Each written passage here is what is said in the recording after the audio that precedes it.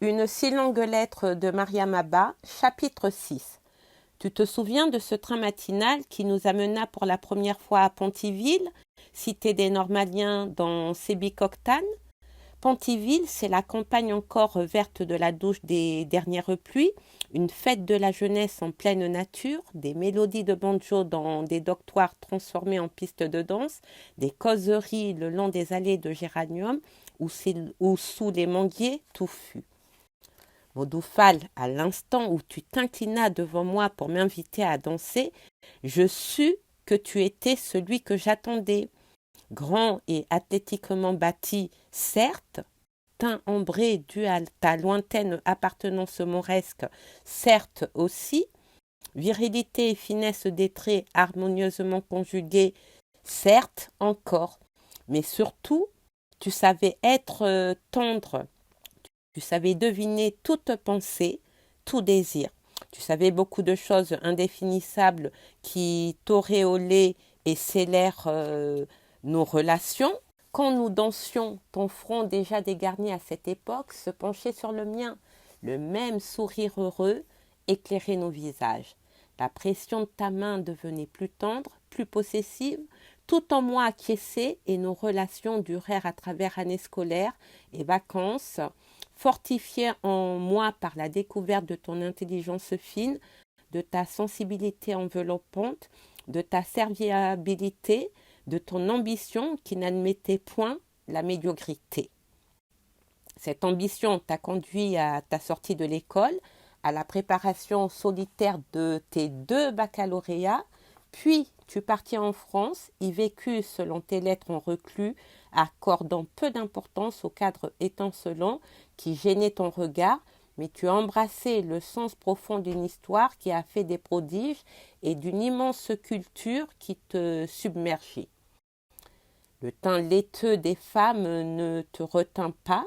Toujours selon tes lettres, ce que la femme blanche possède de plus que la négresse sur le plan strictement physique est la variété dans la couleur, l'abondance, la longueur et la souplesse de la chevelure. Il y a aussi le regard qui peut être bleu, vert, souvent couleur de miel neuf. Tu te lamentais aussi de la morosité des cieux où ne se balance nulle coiffe de cocotier. Te manquait le dandinement des négresses le long des trottoirs, cette lenteur gracieuse propre à l'Afrique qui charmait tes yeux. Tu avais mal jusqu'aux entrailles du rythme intense des gens et de l'engourdissement du froid. Tu concluais en te disant arc-bouté aux études, tu concluais en dévidant tes tendresses, tu concluais en me rassurant. C'est toi que je porte en moi, tu es ma négresse protectrice. Vite te retrouver rien que pour une pression de main qui me fera oublier faim et soif et solitude.